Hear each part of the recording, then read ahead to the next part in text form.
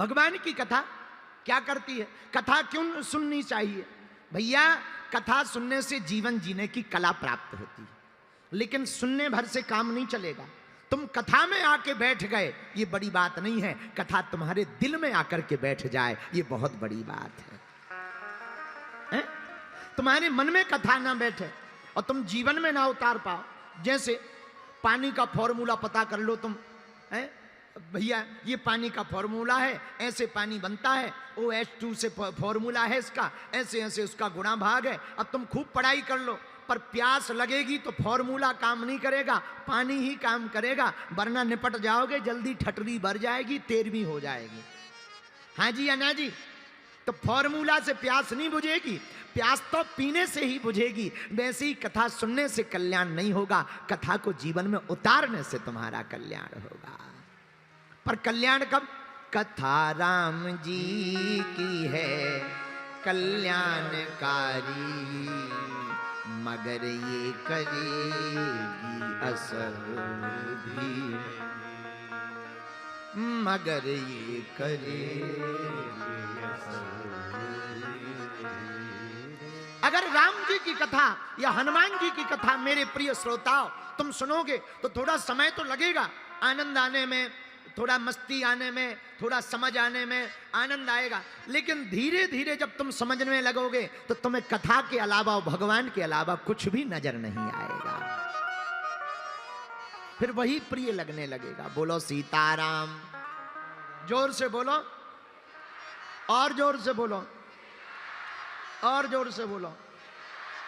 तो अब आप कहो महाराज कितनी कथाएं सुनने से भगवान की कृपा हो जाएगी?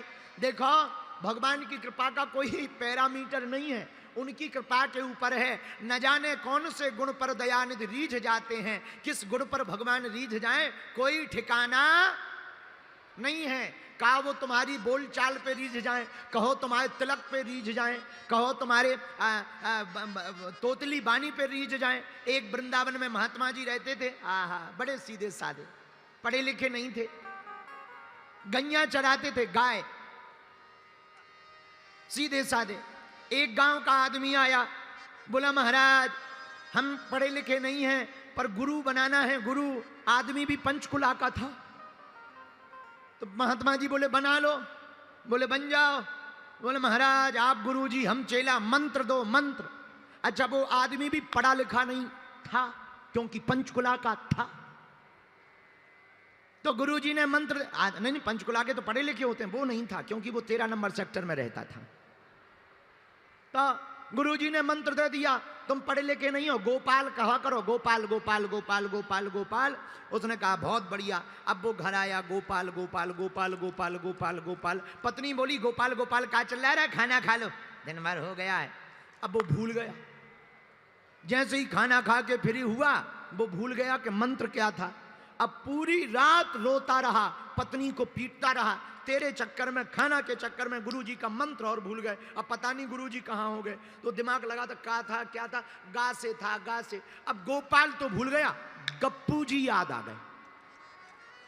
अब लगा अरे अरे मिल गया मिल गया, गप्पू जी गप्पू जी गप्पू जी गप्पू जी गप्पू जी गप्पू जी गप्पू जी। अब लिए माला, गप्पू जी गप्पू। पत्नी बोली यही करते रहोगे, खा तो लो। चुप, गप्पू जी गप्पू जी, कल तूने बोला था गप्पू जी गप्पू जी गप्पू, कल हम भूल गए थे, गप्पू जी गप्पू जी गप्पू जी गप्पू जी। तो पत्नी बोली महाराज नाराज ना हो, कल भूल गए थे, ऐसे तो तुम भोजन नहीं करोगे, जिंदगी निकल जाएगी। एक काम करो, जब तक तुम भोजन करो तब तक हम जप रहे, हमें दे दो। चूंकि वो पत्नी भी पंचकुला की थी, उसका नाम मुन्नी बाई था। तो पंचकुला की माताएं तो बुद्धिमान होती ही है। अब वो भोजन करने लगा। अब उसकी पत्नी गप्पू जी गप्पू जी गप्पू जी, एक रोटी ले लो गप्पू जी गप्पू जी गप्पू जी, थोड़ा सब्जी ले लो गप्पू जी गप्पू जी गप्पू जी। अब इसने भोजन किया, हाथ धोए, ले आओ हमारा मंत्र हमें दे दो, लो गप्पू जी। अब इसने ले लिया गप्पू जी गप्पू जी गप्पू जी गप्पू जी। अब गायों को लेकर के जंगल में गया। भगवान श्री कृष्ण रुक्मणी जी दोनों द्वारका में रहते थे, पुराना जमाना। भगवान अपनी रुक्मणी जी से बोले कहो तो घूमने चले, बोले चलो। अब भगवान घूमने गए तो उसी जंगल में चले गए जहां वो बैठा हुआ गायों को चरा रहा था। गप्पू जी गप्पू जी गप्पू जी गप्पू जी गप्पू जी गप्पू जी गप्पू जी गप्पू जी गप्पू जी चिल्ला रहा था। रुक्मणी जी ने देखा बड़ा प्यारा भगत है, धीरे से पूछा, महाराज ये किसका भजन कर रहा? भगवान बोला, हमारा। तो रुक्मणी जी बोली, हमने आपके सहस्त्र नाम पढ़े, 1000 नाम पढ़े, 100 नाम पढ़े, पर कहीं गप्पू जी तो है ही नहीं है। गोपाल है, गोविंद है, माधव है, दामोदर है, कृष्ण है, नारायण है, चक्र सुदर्शन धारी है, बनवारी है, चितचोर हो, माखन चोर हो, छलिया हो, गिरधर हो, कृष्णा हो, कान्हा हो, नंदनंदन हो, यशोदा नंदन हो, देवकी नंदन हो, पर ये गप्पू जी कब लग गया? भगवान बोले, अगर तुम्हें हम पे भरोसा ना हो, जाओ पूछ लो। अब वो गए रुक्मणी जी, दूसरा भेष बनाया और हाथ जोड़ करके बोले, भैया ये तुम किसका नाम ले रहे हो? अब उसे लगा कि अगर इनको जवाब देंगे तो भूल जाएंगे, तो लगा गप्पू जी गप्पू जी गप्पू जी गप्पू जी गप्पू जी गप्पू जी गप्पू जी गप्पू जी। अरे बताओ तो भैया, हाथ मत हिलाओ, किसका नाम जप कर रहे हो? गप्पू जी गप्पू जी गप्पू जी गप्पू जी गप्पू जी गप्पू जी गप्पू जी गप्पू जी गप्पू गप्पू जी गप्पू जी गप्पू जी। अरे भैया हाथ मत हिलाओ, बताओ किसका नाम जप कर रहे? सोच चिल्ला के इसे लगा कि ये तो भुलवा देगी, कल घरवाली के चक्कर में भूल गए थे, आज बाहर वाली के चक्कर में भूल जाएंगे। सो दिमाग खराब होकर के फिर भी वो जपता रहा, गप्पू जी गप्पू जी गप्पू जी। फिर पूछा रुक्मणी जी ने, भैया किसका नाम जप कर रहे हो? तेरे खसम का। और इतना कहा, सोई रुक्मणी जी भागी भागी गई भगवान के पास। भगवान बोले, क्या हुआ? अरे बोले, हम तो भेष बदल के गए, पहचान गया। हम तो भेष बदल के गए लेकिन पहचान गया। बोले, क्या पहचान गया? अरे बोले, हमने पूछा किसका नाम जप रहे, तो पहले तो मना कर दिया, बताया नहीं, जैसे पहुंचा हुआ महात्मा हो। बड़ी मुश्किल से जब बताया तो पता है क्या कह रहा था? बोले, क्या? बोले, तेरे खसम का। आपको इसकी सत्य घटना सुनाते हैं। काशी में एक ब्राह्मण रहते थे, ध्यान से सुनना। काशी में एक ब्राह्मण रहते थे, बहुत कर्मकांडी ब्राह्मण थे, सत्य बोलते थे, सत्य पर चलते थे। एक कमी थी, सब था, बस एक कमी थी, बेटा नहीं था। ध्यान से सुनना। आहा, बेटा की कमी के कारण हमेशा परेशान रहते। काशी विश्वनाथ की पूजा की पंडित जी ने, तो भगवान एक दिन रात को प्रकट भय, वरदान मांगो। पंडित जी बोले, महाराज आपकी कृपा से सब कुछ है, बस बेटा नहीं है, पुत्र हो जाए, हमारा नाम चल जाए, वंश चल जाए, बड़ी कृपा होगी। भगवान बोले, कैसी संतान चाहते हो? भोले बाबा बोले, कुपुत्र चाहते हो या सुपुत्र? तो पंडित जी बोले, दोनों में अंतर बताओ।